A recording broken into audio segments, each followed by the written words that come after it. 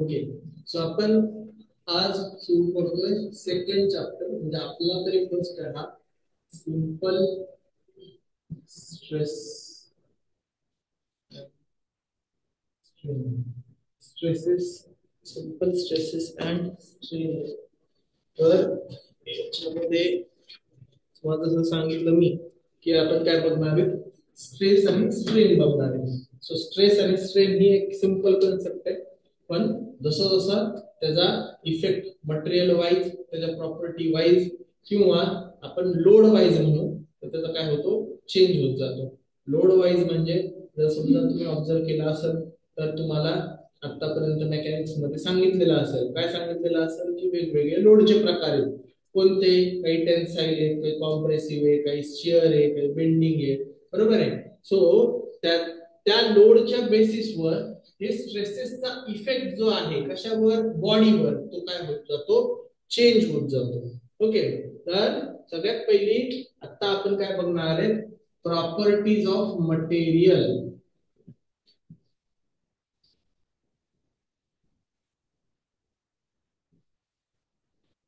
हे कदाचित तुम्हाला ह्याच्यात पण झालं असणार आहे, अप्लाइड सायन्स मध्ये पण, मेकॅनिक्स मध्ये पण थोडासा पार्ट असणार आहे, पण इथं परत आहे तर आपण घेणार आहे.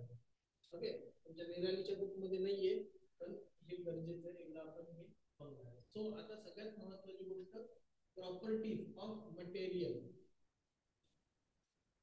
तुम्ही असं बघितलंय का रे की तुमची जी गाडी आहे, मेकॅनिकल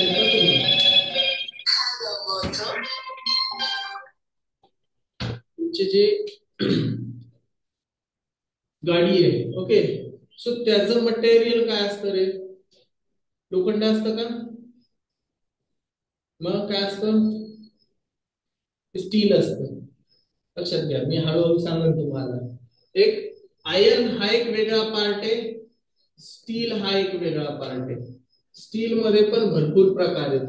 जसं की समजा आयर्न म्हणलं तर लोखंड म्हणतो, म्हणजे आपला जो काही घरातला लोखंडी तवा म्हणतो आपण, तो त्याच्या पार्ट मध्ये येतो.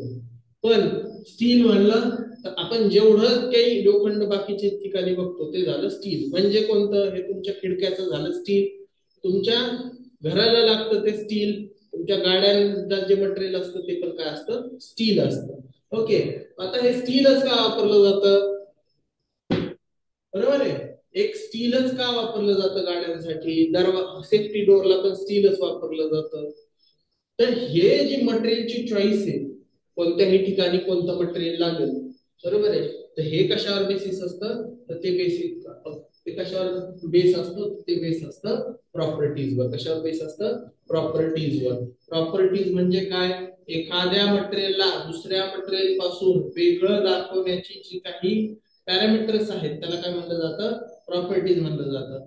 पर्सन ए हा पर्सन बी पेक्षा वेगळा आहे, हे कशावर आपल्याला कळतं, त्याच्या प्रॉपर्टीज वरून. पर्सन ए हुशार आहे, बरोबर आहे, डिसिप्लिन आहे, हसून खेळून राहतो सगळ्यांबरोबर, त्या काय झाल्या, त्याच्या प्रॉपर्टीज झाल्या. पर्सन बी हा हुशार नाही, भांडत राहतो, उलटा बोलतो, हे काय झाल्या, त्याच्या प्रॉपर्टीज झाल्या. तसंच पद्धतीने मटेरियल सुद्धा आपल्याला, मटेरियल मध्ये जे डिफरन्स निर्माण करायचा असतो, हे वूड आहे, हे प्लास्टिक आहे, हे काय आहे, इलास्टिक आहे, हे अजून कोणतं मटेरियल आहे, हे स्टील आहे, डक्टाईल मटेरियल आहे, काय आहे, तर हे कशावरून कळतं आपल्याला, प्रॉपर्टीज वरून कळतं. प्रॉपर्टीज म्हणजे काय सांगतं आपल्याला, one material, the properties is the parameter which indicates the differentiation between the one material to the other material. किंवा आपण असं म्हणू शकतो, properties of material is indication of the behaviour of a material under the load. Behaviour काय होते मटेरियलचं एखाद्या specific कंडिशनला, बरोबर आहे. समजा एखादा धष्टपुष्ट व्यक्ती आहे, त्याच्या अंगावर लोड टाकला आणि तेवढाच लोड काय केला आपण एखाद्या साध्या पोरावर टाकला, तर काय होणार आहे, त्यांचे बिहेव करण्याची पद्धत काय असणार आहे, वेगळी असणार आहे. मग आपल्याला त्याच्यावर काय करणार, त्यांच्या प्रॉपर्टीज करणार आहे. तर मटेरियलच्या प्रॉपर्टीज कोणत्या कोणत्या, सगळी पहिली प्रॉपर्टी आहे strength. The properties of material to withstand against the load. Load जो आहे त्या लोडच्या अगेन्स्ट हे होण्यासाठी, काय विथस्टँड होण्यासाठी, म्हणजे आहे त्या पोझिशनला राहण्यासाठी विदाउट फेल, पण फेल न होण्याची जी काही कॅपॅसिटी आहे त्या कॅपॅसिटीला काय म्हणलं जातं तर स्ट्रेंथ म्हणलं जातं. विथस्टँड अगेन्स्ट लोड, लोडच्या अगेन्स्ट जर समजा एखादा मटेरियल हे विथस्टँड झाले म्हणजे फेल नाही झालं, विथस्टँड म्हणजे काय जागी राहिले, फेल नाही झालेलं, अशाला काय म्हणतो आपण स्ट्रेंथ म्हणतो. जर एखाद्या खुर्चीवर तुम्ही बसल्यानंतर खुर्ची खाली जात असेल तर त्या खुर्चीमध्ये स्ट्रेंथ आहे का? बरोबर आहे, मग ह्याला म्हणतात स्ट्रेंथ. आणि मग लोड कोणते कोणते तर लोड वेगवेगळ्या प्रकारचे जसं मी आता सांगितलं. सो हा पार्ट झाला स्ट्रेंथचा. दुसरी जी प्रॉपर्टी काय आहे इलास्टिसिटी. याचा आहे काय तुम्हाला डेफिनेशन माहिती किंवा काय असतं इलास्टिसिटी? नाही, ठीक आहे. A material which regain its original shape and size. Okay, regain म्हणजे काय? परत गेन केलं. रिगेन केलं म्हणजे काय केलं? परत गेन केलं. कधी काय रिगेन करतोय तो? ओरिजिनल. ओरिजिनल काय? Shape and size. व्हेन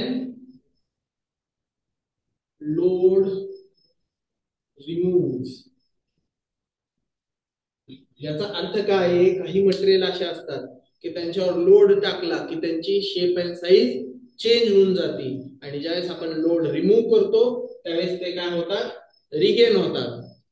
ते काय होतात? रिगेन होतात. याला काय म्हणलं जातं तर इलास्टिक मटेरियल म्हणलं जातं. काय म्हणलं जातं? इलास्टिक मटेरियल किंवा इलास्टिक प्रॉपर्टी म्हणलं जातं. इलास्टिसिटी म्हणलं जातं. आणि ही प्रॉपर्टी ज्या बॉडीमध्ये असतं त्याला काय म्हणलं जातं? इलास्टिक बॉडी म्हणलं जातं.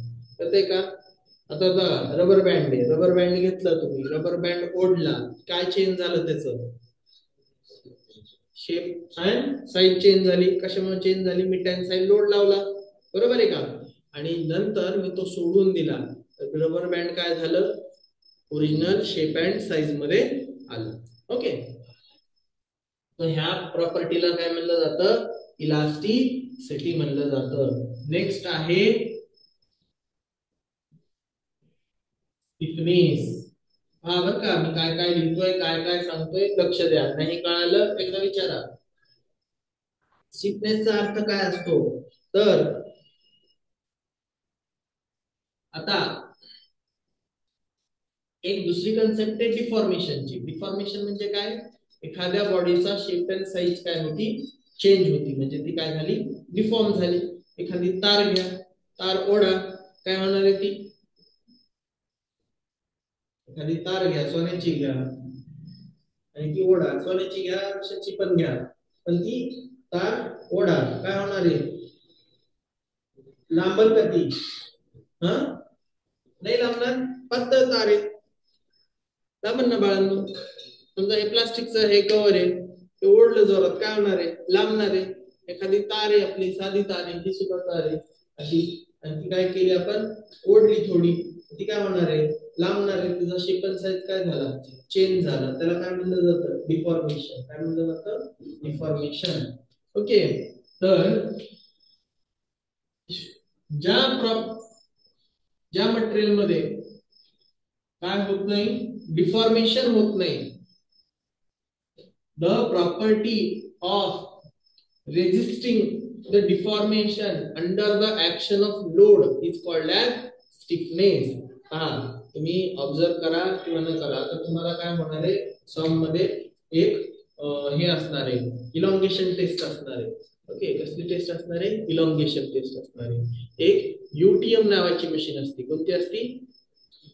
UTM, universal testing machine. तिच्यात काय केलं जातं? एक रॉड टाकला जातो. असा जो रॉड आहे त्या खिडकीच्या ग्रिलला आहे तसा तो रॉड दोन्हीकडे पॅक केला जातो, आणि ती हायड्रॉलिक मशीन आहे, ती काय करते? दोन्ही बाजूनी ह्याला ओढत राहते. सो तो बार काय होत जातो? इलॉंगेट होत जातो, म्हणजे डिफॉर्म होत जातो. इलॉंगेशन म्हणजे ओढला जातो, त्याची आकार लांबतो, त्याला म्हणतात इलॉंगेशन. ते ओढलं जातं, आणि ओढलं गेल्यामुळं त्याचा शेप बदलतो आणि नंतर काय होतं तर ते तुटून जातं. आता ह्याच्यामध्ये वेगवेगळे प्रकार आहेत स्टिफनेस मध्ये पण. स्टिफनेस म्हणजे काय? Resistance against deformation. डिफॉर्मेशनच्या अगेन्स्ट काय? रेजिस्टन्स आहे under the action of load. लोडच्या अंडर जो लोड अप्लाय केल्यानंतर, आता तुम्ही ऑब्झर्व केले का नाही माहित नाही, पण वेगवेगळ्या जे मटेरियल आहे त्याचं वेगवेगळं स्टिफनेस असतो. जर समजा तुम्ही अल्युमिनियमची तार घेतली तर ती जास्त थोड्याशा लोडला सुद्धा काय, सोन्याची सगळ्यात महत्वाची सोनं, कधी जर गेला सोन्याच्या दुकानात किंवा तुमच्यावर कधी वेळ आली सोन्याची तार हातात घेण्याची आणि ती जर ओढली तर पटकन ओढली जाते. थोडस जरी हे लावला तरी पण ती ओढली जाते. चांदीची त्याच्यापेक्षा जास्त लोड लावावा लागतो. अल्युमिनियमच्या ब्रास अल्युमिनियम ह्याला थोडासा अजून लोड लावावा लागतो. आणि तुमची ज्यावेळेस स्टीलची ज्यावेळेस ही ती वायर येते आणि ती ओढायची वेळ येते त्यावेळेस काय होतं, खूप जास्त काय करावा लागतो, लोड लावावा लागतो. कशासाठी? टू डिफॉर्मेशन त्याच्यात घडवून आणण्यासाठी. कळतंय का? सो ही प्रॉपर्टी ही काय इंडिकेट करते, जेवढा जास्त त्याला लोड लावावा लागतो कशासाठी, डिफॉर्मेशन साठी, तेवढी काय असते त्याची स्टिफनेस जास्त असते. काय कळतंय का? नेक्स्ट आहे प्लास्टिसिटी.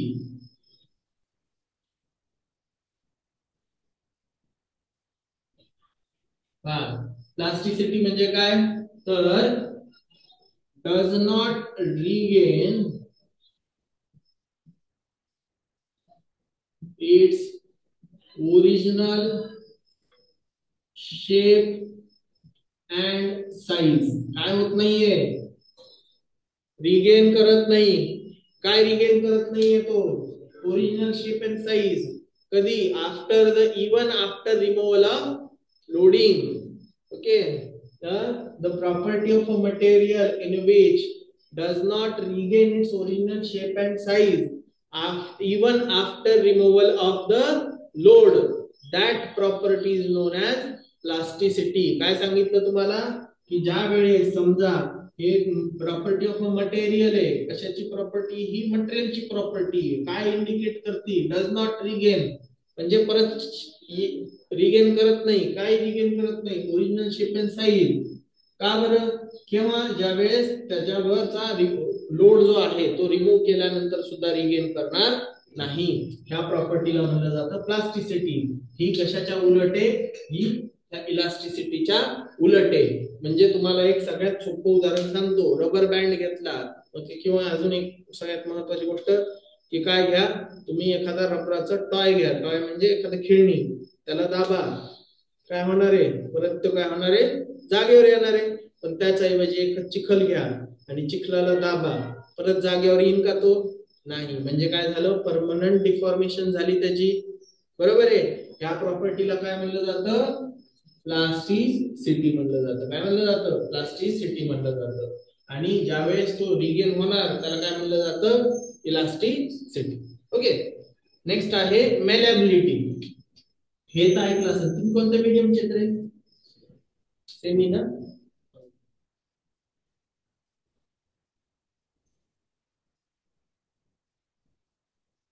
मेलेबिलिटी. सो मेलेबिलिटी म्हणजे काय? A property of a material in which it can drawn into sheet by hammering action. काय म्हणतंय? Drawn into sheet. शीट मध्ये कन्वर्ट करू शकता.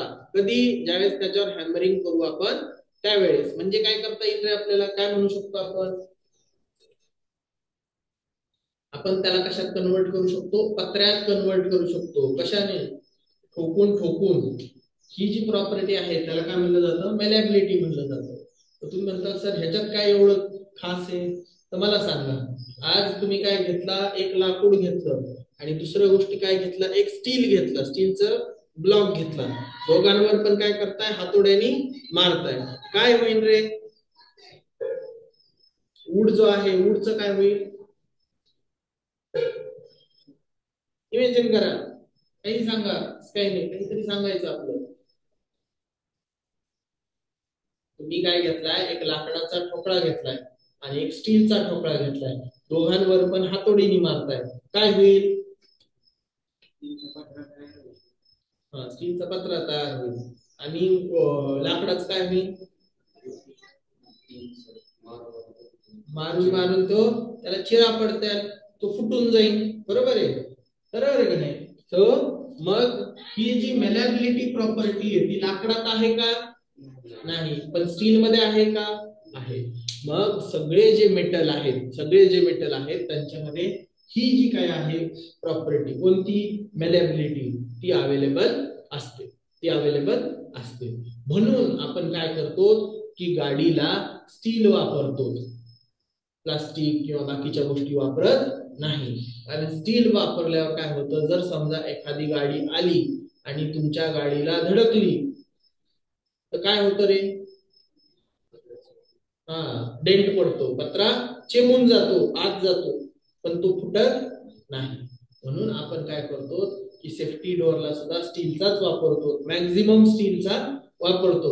त्यांनी काय होतं, जर एखादे चोर आले आणि चोरांनी काय केलं, जोरात हाणायला सुरुवात केली, दगड घातला त्या दारावर, सेफ्टी डोअरवर, तरी पण ते काय म्हणून जास्तीत जास्त चेंबून जाईल, पण ते तुटणार नाही. पण जर लाकडाच्या दरवाज्यावर मोठा दगड घातला तर ते काय होते, त्याचे तुकडे तुकडे होऊन जाते.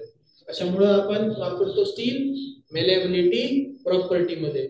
आज उद्या तुम्ही समजा मोठे इंजिनियर झाले, टाटा बिर्ला एखाद्या महिंद्रा बजाज मध्ये जर लागले, तुम्हाला जर सांगितलं आपल्याला अशी अशी गाडी बनवायची, तर तुम्हाला माहित पाहिजे कोणती प्रॉपर्टी आपल्याला ह्या गाडीसाठी लागते. बरोबर आहे का नाही?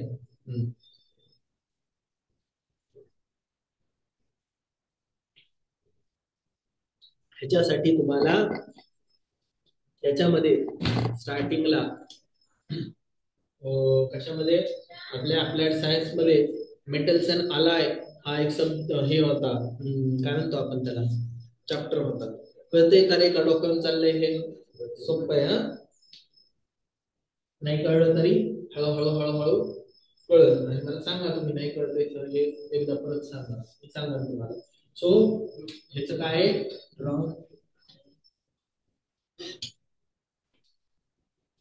ड्रॉन इनटू किंवा ड्रॉन पेक्षा कन्वर्ट इनटू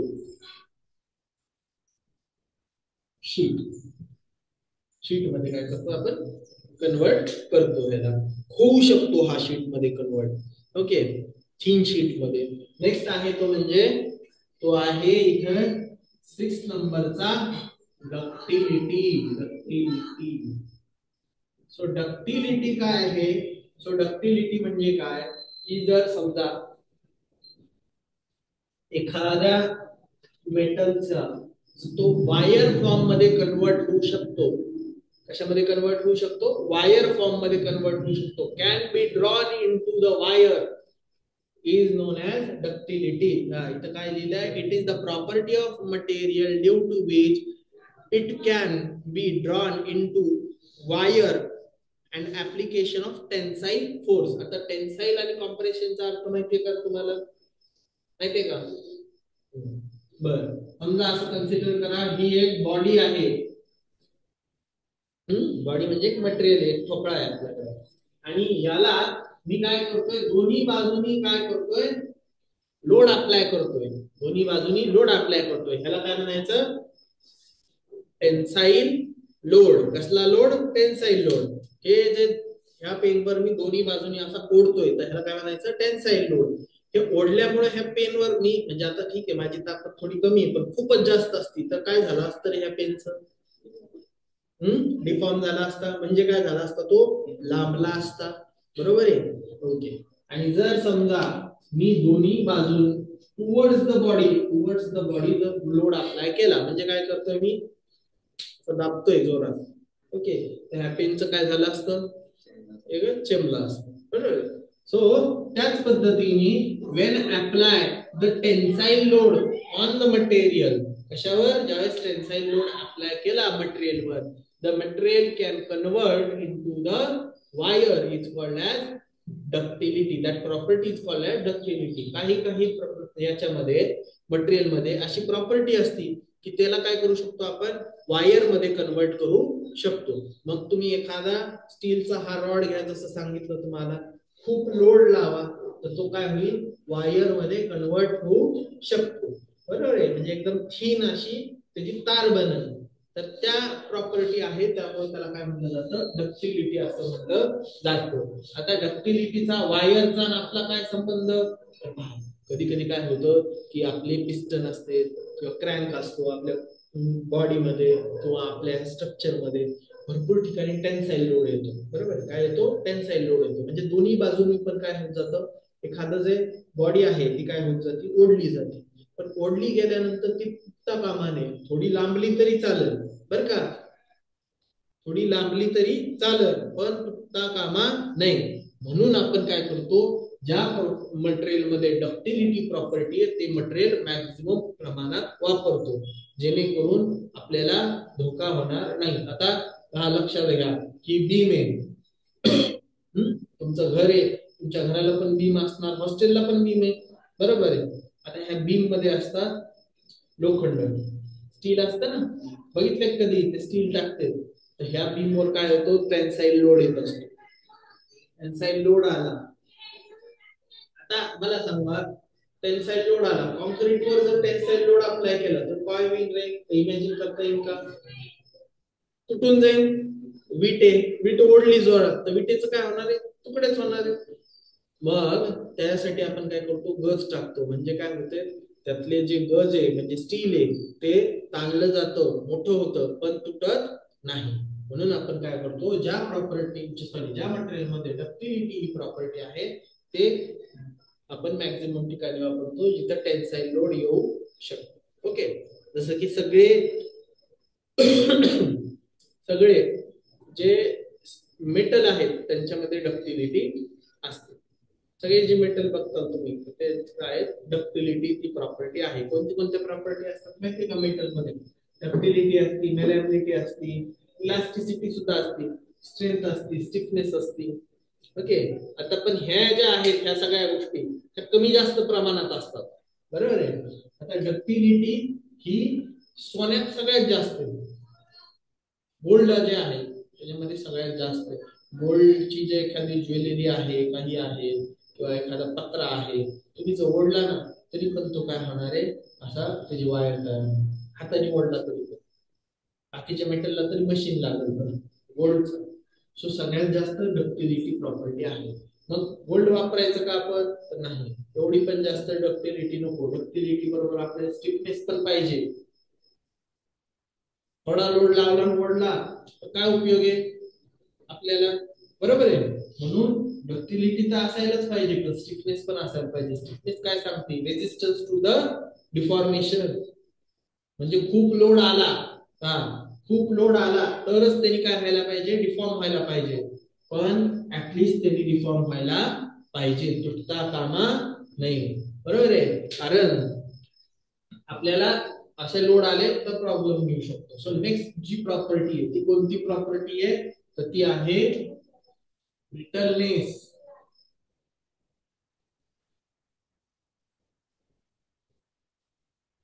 सो ब्रिटलनेस म्हणजे काय की when a load, the property of a material due to which the body break into part by applying the load without any deformation, that called as brittleness. म्हणजे model पण वाकणार नाही अशी गती ह्या ब्रिटलनेसची. म्हणजे जर समजा तुम्ही काय घेतली, एखादा ग्लास घेतला, ग्लास म्हणजे एखादा समजा ग्लास म्हणजे आपलं काच, काचेचा काही प्रकार घेतला आणि तुम्ही तो काय केला, तो ओढला किंवा त्याच्यावर काही लोड टाकला तर तो काय होईल, जेवढा लोड सहन होत होता तेवढा लोड सहन करेल, नाही तर काय होणार आहे, ब्रेक होऊन जाणार आहे. त्याच्यात आहे का अशी काही प्रॉपर्टी की नाही नाही वायर मध्ये ड्रॉन होईल, लांब होईल किंवा पत्र्यामध्ये कन्वर्ट होईल, किंवा इलास्टिसिटी टाईप की आधी वाढला मग कमी झाला, असं काही प्रॉपर्टी आहे का, नाही. सो ह्याला काय म्हणतात, तर ब्रिटलनेस म्हणतात. काय होता, ब्रेक इनटू पार्ट, म्हणून जातो. जेवढा लोड सहन करता येईल तेवढा सहन करतो आणि नंतर काय होऊन जातो, तो ब्रेक होऊन जातो, पीस मध्ये कन्वर्ट होतो, पण डिफॉर्मेशन दाखवत नाही. मग ब्रिटल मटेरियल कोणते कोणते सांगा बरं, अजून सांगता येईल का?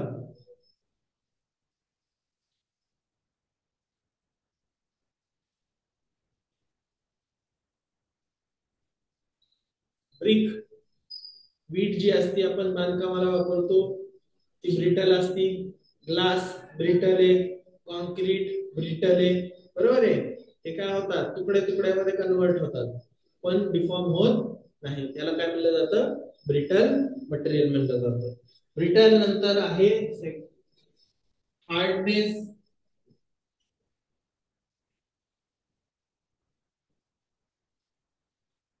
हार्डनेसचा अर्थ असतो resistance to wear and tear. थोडक्यात काय, फ्रिक्शनला रेजिस्टन्सची प्रॉपर्टी ज्याच्यात जास्त असणार आहे तो मटेरियल काय असणार आहे, हार्ड असणार आहे. आपल्याला वाटतं हार्ड म्हणजे काय, स्ट्रॉंग मटेरियल, तर नाही. स्ट्रेंथ वेगळी, हार्डनेस वेगळी. हार्डनेस काय इंडिकेट करते की तुमचा सरफेस हा ह्याची जर समजा फ्रिक्शनशी कॉन्टॅक्ट मध्ये आला, तो वेअर अँड टेअर झालं त्याचं, तर ते काय व्हायला पाहिजे, त्यांनी रेजिस्ट करायला पाहिजे. नाही तर त्याची काय होऊन जाईल, झीज होऊन जाईल. सो ज्या ह्याची झीज होऊन जाते त्याला आपण हार्ड मटेरियल म्हणत नाही. काय होतं मग, का एखादं थर्मोकॉल माहितीये तुम्हाला, थर्मोकॉल, थर्मोकॉल घेतला भिंतीवर घासला, काय होऊन जाणार आहे त्याचे, काय होईल, बारीक बारीक त्याचे कण पडून जाते, त्याची झीज होऊन जाईल, डिटोरिएट होईल, तो विअर अँड टेअर होईल त्याचा. विअर म्हणजे थोडक्यात झीज, विअरचा अर्थ असतो झीज, झीजणे. दुसरी गोष्ट, मी लाकडाचा तुकडा घेतला तो भिंतीवर घासला, काय परिणाम होईल, काही नाही होणार. पण जर खूपच घासत बसलो, रोजच घासत बसलो, खडबडीत भिंत आहे, तर काय होईल, थोडीशी थोडीशी त्याची पावडर निघेल. पण मग ह्याच्या एवढी निघल का, थर्माकोल एवढी नाही. मग कशात हार्डनेस जास्त आहे, वुड मध्ये हार्डनेस जास्त आहे. सो ह्याला म्हणलं जातं हार्ड मटेरियल. मशीन मध्ये, स्ट्रक्चर मध्ये भरपूर वेळा काय होतं की फ्रिक्शनशी हे होतं, काउंटर होतात गोष्टी. म्हणजे जसं की आता तुमच्या ह्याच्यात भरपूर ठिकाणी पिस्टन आहे समजा, आपला पिस्टन काय करतो, भरपूर खालीवरी खालीवरी करणं, त्याचे फ्रिक्शन होती, मोमेंट असते, त्याची फ्रिक्शन होतं त्याच्यात.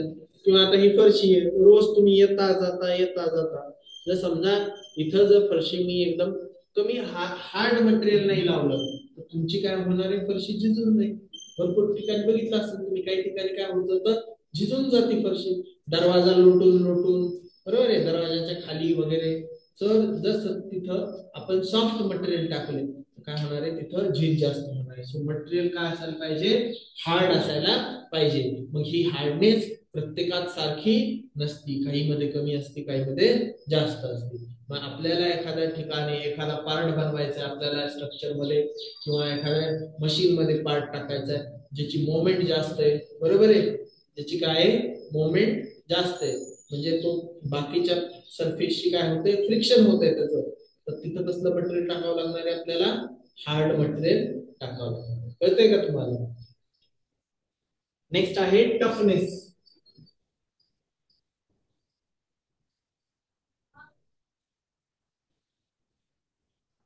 काय असतं टफनेस म्हणजे, resistance to the impact load, resistance to impact load. Impact load माहिती काय काय असतं, ओके. एक असतो ग्रॅज्युअल लोड, दुसरा असतो इम्पॅक्ट लोड.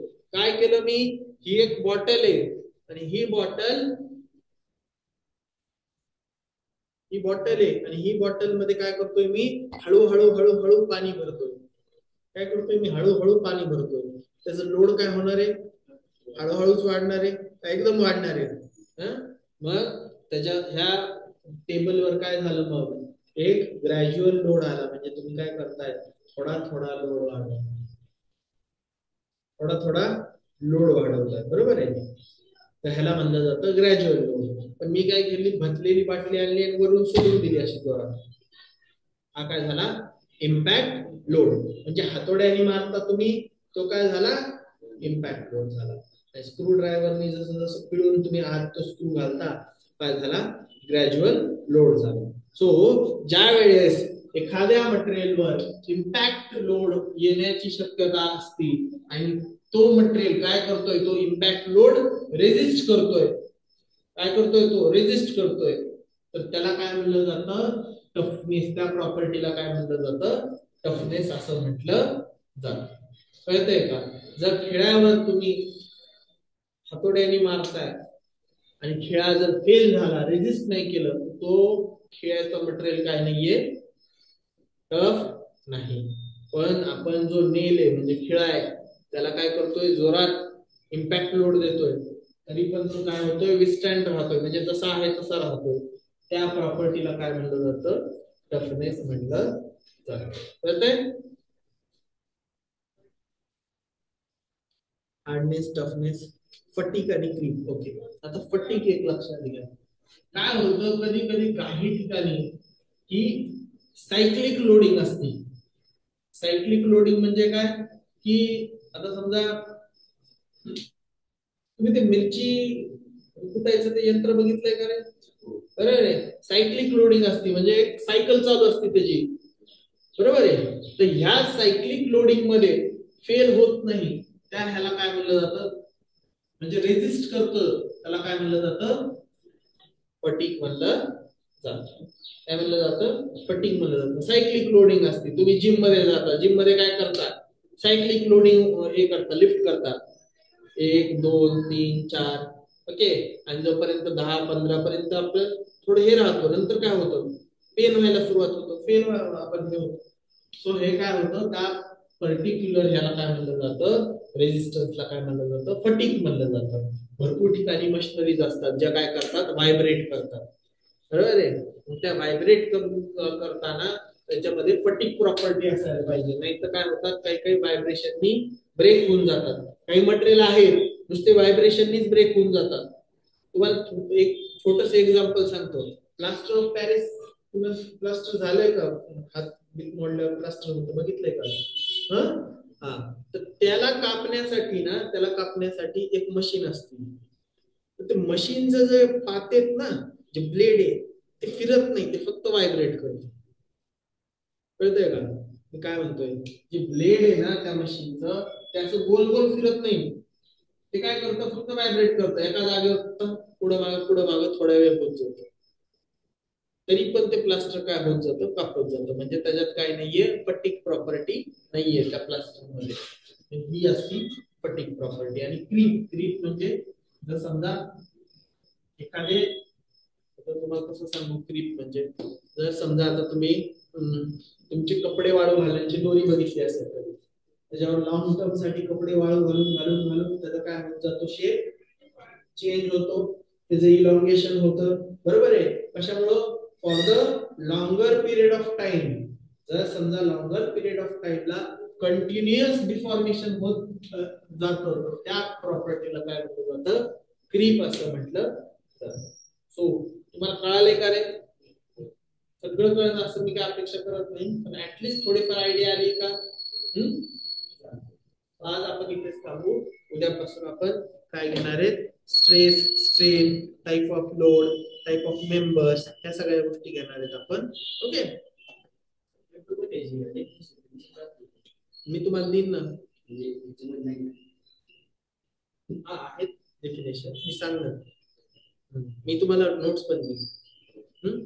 तुम्ही कन्सेप्ट समजून घ्या.